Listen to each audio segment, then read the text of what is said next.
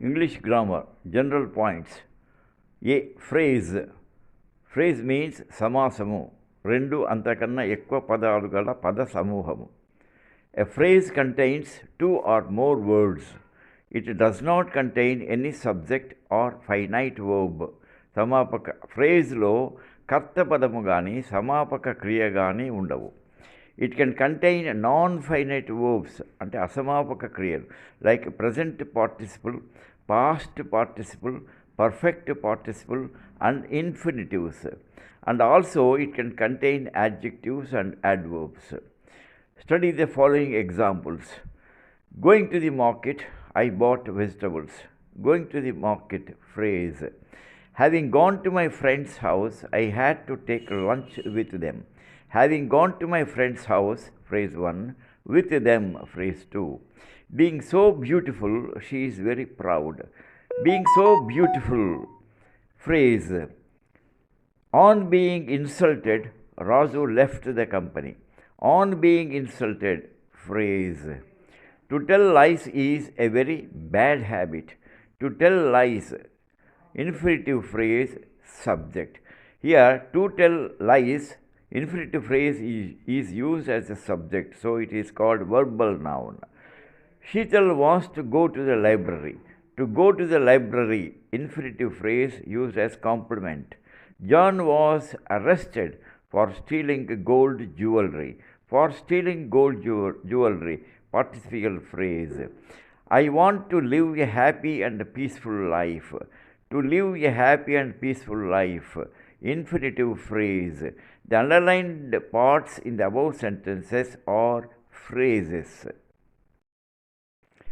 We can also have prepositional phrases using some compound prepositions as in the following examples.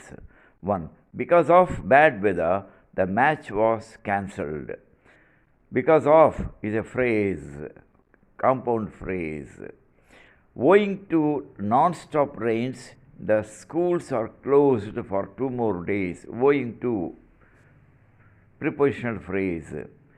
Tomorrow is declared a holiday due to second Saturday or due to Ratha Saptami. Due to, compound preposition. In spite of studying well, Sekhar failed to get first class. In spite of, compound preposition. Tamilians are considered to be very intelligent according to a recent survey. According to, compound preposition. Notice that in all the above sentences 1 to 8 and 1 to 5, there is only one subject and one finite verb. Such sentences are called simple sentences.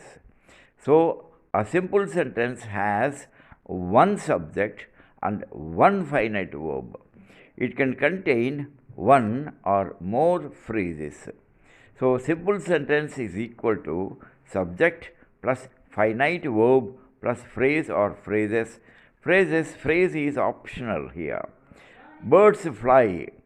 It is a very short and simple sentence. You can add fly very high in the sky, above the clouds, etc. to make it a long sentence, but it still remains a simple sentence. So we have 3 types of phrases: noun phrase, adjectival phrase and adverbial phrase based on their uses in the sentence. Clauses. తెలుగులో దీనిని అసంపూర్ణ వాక్యం అని చెప్పుకోవచ్చును.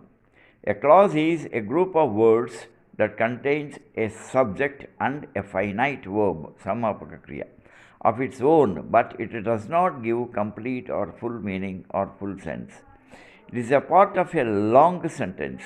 Study the following example sentences. Number 1. If you read well, you will get first class.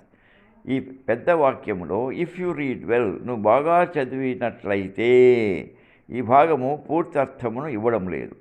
You will get first class, నీకు first class వస్తుంది. ఇది వాక్యమును అర్థము పూర్తి చేస్తుంది. So if you read well is a class. This is the town where I was Born 70 years ago.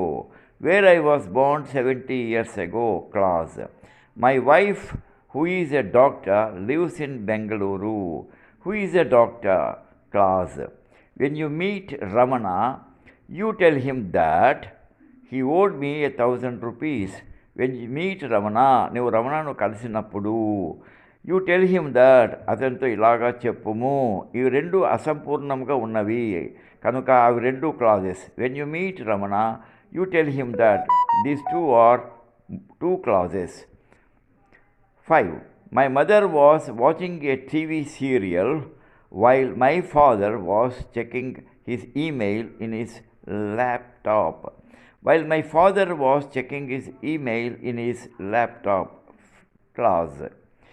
Notice that in the above sentences, underlined red part is a clause called subordinate or dependent clause, and the underlined green part is a main or independent clause.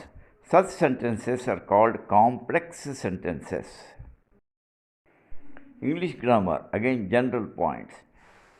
Functions of a noun, నామవాచకము యొక్క విధులు అనగా వాక్యములో నామవాచకము చేయు పనులు. A noun in a sentence can act or function as number 1. Subject of a verb. 2. Direct or indirect object of a verb. 3. Complement of the subject or object. 4. An opposite of another noun. And 5. As a possessive to show possession with an apostrophe s. Study the examples. A. Mr. Ravi Shastri is an engineer. Ravi Shastri subject, engineer, complement. Sekhar gave Raju his camera. Sekhar subject, gave transitive verb, Raju indirect object, camera direct object. C. Rama, son of Dasaratha, married Sita. Rama subject.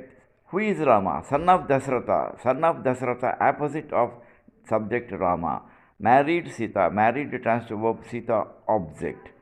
D. This is Sujata's dress. Sujata's possessive. Note, a phrase that performs the above functions in a sentence is called a noun phrase. A clause that performs these functions in a sentence is called a noun clause. So we have 3 types of clauses. Noun clause functions like a noun. Adjectival clause functioning like an adjective. Adverbial clause functioning like an adverb. Adjectival clauses are also called relative clauses, and these are again of 2 types: defining relative clause and non-defining relative clause.